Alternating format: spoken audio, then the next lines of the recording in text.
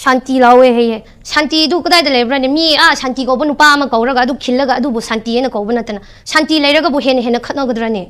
hanadi meitei ga akhoi gi huji ki moi cookie du kakta tongna ramane adu da sho moi khatna bu chumna gi adu da sho onthok onsin sanai bego lekai ma gi khatna bu non chen bi adu ga kari shuna tabada akhoi wonda mu ka yore eba yorok basibo habidi ngasai gi akhoi gi chinau meitei singa cookie ga khatna rambadu moina santi laure hen kitang tap thraga Maikei amarom the Kana Kidabo or the Santidula and Lobby Eba. Aduna the Vina Maikei Kudi Mak the Tung Tung and a Kapale Aduga, Narang so circle Punga, the Muk no make up a Gadu Shanti Kudam Rene. Ado Equi Ojiki FNCC ga MNYona, Kano memorandum show be Hibene, Moidugo, Yaning de, Habiti Nemcha, Kibgena, Deputy Chief Minister Pibese, Shigida, Quigi Tribal Gioiba. I show Kalonigoja. Hojik shi irang shi tawdringai da deputy chief minister pirambo already amarom da phaba mi na irang tawraga khatnaraga hatnaraga leibagi matungda themine haina militants ki nupi amaonda moina deputy chief minister pibadudi chumna ekhonda open challenge tawbne ba tawbishi shengna hairaga cookie gi site gi tawbodi lairedna from the state government na ekhoi gi oiba sentiment khangbi dabagi muong da moina happy bane ba do adu gumbadu gi mayokta mayam si manung de yam nungai na dreba maon da hapa gi matang do hapa hoje ki deputy cm hapa do aduga ani ga thoktana ga tawbado naga gi do happy re adu dagi ma shomu ka hape ani shu thokhan khre aduga deputy cm gi daita se yam chawna oi leibne adu ma gi deputy cm shi cookie ngak tang gi deputy cm oina tawbne ba adu shengna hairaga ma gi deputy cm do oi dringai da akhoi gi manipur da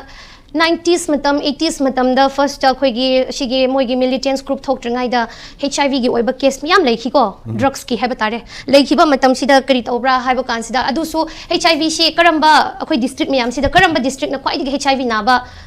patient hairasi ko akhoi gi mi shi kana na henbra haiba shi akhoi leibiri ba akhoi ki state te leibiri ba citizenship khuding mak na khangmane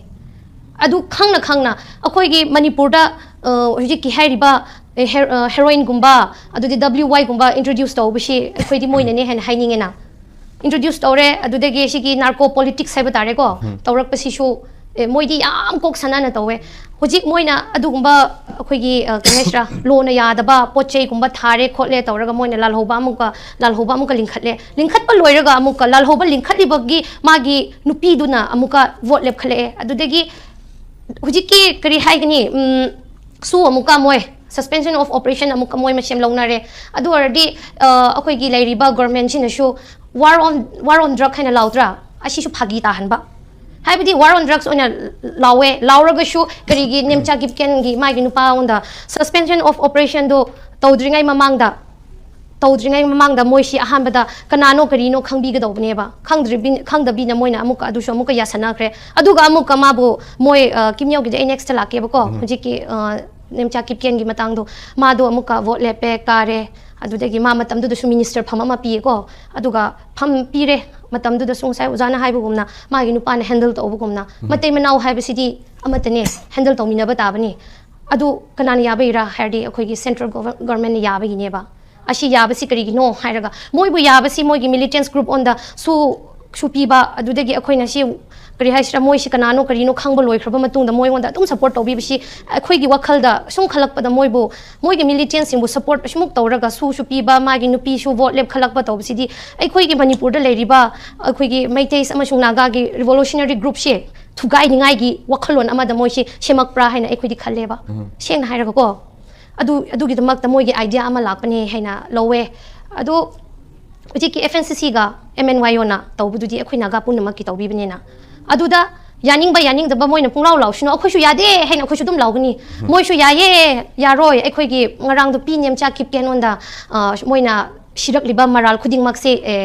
lokshan ba yaba maral na te khote hen hai phare ma mokhoi gi pinem cha kip kendo akhoi shu phare hen lawrage ba makhan do shida inak nak pane ba ma gi pinem chat moi gi pinem cha kip kendo makhan ga mod bung du inak nak pa super maina su nak pado makhan shida amrak chatlaga mayam gi sentiment do mayam gi wakhal waraga leibudo wahai ama khaktang shu as the deputy chief minister oina ma hangbiyo haina moi gi pinem cha kip kendo da di moi shu mi ne mana akhoi bu karamaina lowe lode du lawriba singdu sunga rang khangpham thoina akhoi gi manak so hangbu su lakte akhoi gi oiba phangpham thokpa su khana raga leringai sida khana riba mi du da karamaina akhoi gi phangpham thokpa akhoi gi rights akhoi gi bills akhoi gi scheme kumbu ma bu karamaina ni ba chakrene ni ba chatningai mapham du leita bagi damakta hai riba organization ani sina adu gi cherol du thokpani niyom chuma ga thokpani na aduda moina yaninge yaningde haninga leite asigi mo state government da handak ti yengba tare akhoi leminary ba indigenous phurup sibu hena moina akhoi lauriba kholau sina na lubra moi gi ada leiriba kangu singduna lauriba kholau duna hena lubra haibisidi hojikti hana gumna naga gi laudreba akhoi meite ichinau singna tungana laudreba hojikti apunba ma gi kholau laubne adunina ashisida moina kanagi wa hena lobigra kanagi wa hena lobiroidra habdi handakti state government da show yamna daita kri moi gi wakhaldu akhoi shu yengani akhoi wonda hena luna laubra kuki bune hena lu na lobra have khoi yenge hena adugi wakhal da khale aduga kimneudi mashu kaino ge khoi ge magi mapa do kri have ka rene ngam thang ko hoi ngam thang hoki akhoi si da lemina rambane moido akhoi angang war ngashu dum sana minare emasi adu ngam thang hoki ki machane hoi mapa shu politician amani ko mashu mapa do gi matung ilaga mashu politician oningba oiramgani hena aina thajai adubo mana politics the khongda rakpase chumna kari haisra magi nupa du yaud bina chumba lambi the khongda ba tare di mana ngasi toba MLA ama oibsi mai pa e hena lobi yabani adubo mashu magi nupa du su group ta leba maliko adu sho adu su group ta leba singsi vote chu puka ga ba aduga power su hena leba aduga moirom da leba su group ta leba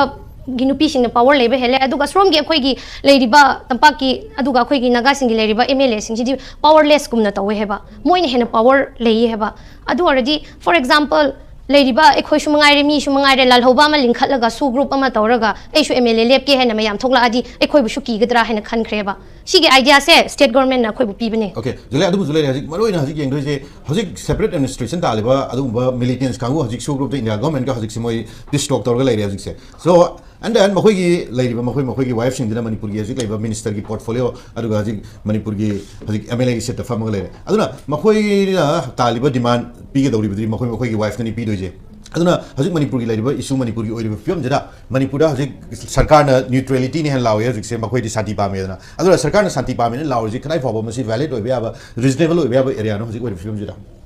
Santi lawe heye Santi du kadai da lebrane mi Santi ko banu pa ma ko raga du khillaga adu bu Santi ena ko banatana Santi leiraga bu hena khatna gadrane hanadi meitei ga akhoi gi hujiki moi cookie du kakta tongnaramane adu da sho moi khatna bu du chumnagi adu da sho onthok onsin sanai ebo lekai ma gi khatna bu non chen bi adu ga kari shuna tabada akhoi wonda mu ka yore eba yorak basibo habidi ngasai gi akhoi gi chinau meitei singa cookie ga khatna rambadu moina Santi laure hena kitang taptha khraga Maikei amarom da khana khidabo already Santi du la e hena lobi yae ba aduna da bina maikei khuding mak ta tung hena ka phale aduga ngarang su sarka phungda dumuk nong mai ka paga adu Santi gi khudam rane punchen ba yaramadi nahan akhoi litan da tawkhibado punchen ba habdi like negotiate over yaramagadi matam du da akhoi gi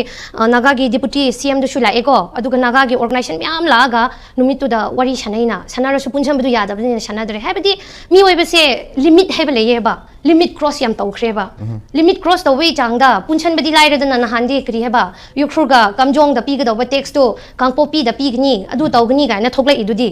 text to hoi pining a text to pining di kangpo pi da shu pi gno akhoi gi yukru da shu pi gno kamjong bi da shu pi bi ranu haba moina pi ga da text to a chin state ta chatlaga pi radi yam pak ga da ko chura champur da shu pi gno haba moi gi asing mafam du chatlaga text to shu pi ro adu da su lei ro haba adu ga peace ki wafam di hauzik ki oiba hauzik burning issue da hari egi brother taruk to adu do hing na pibira adi peace to kitang lakpa ya brand khale kari gumba hing na pibi dradi mi bu shi na pi khradi kana na peace lak kadra ne adu da bo achawa sang sing na wari sana bi na mi hato pi khraga mi manghan khraga peace lak se hairadi oja adu di yaroi da ko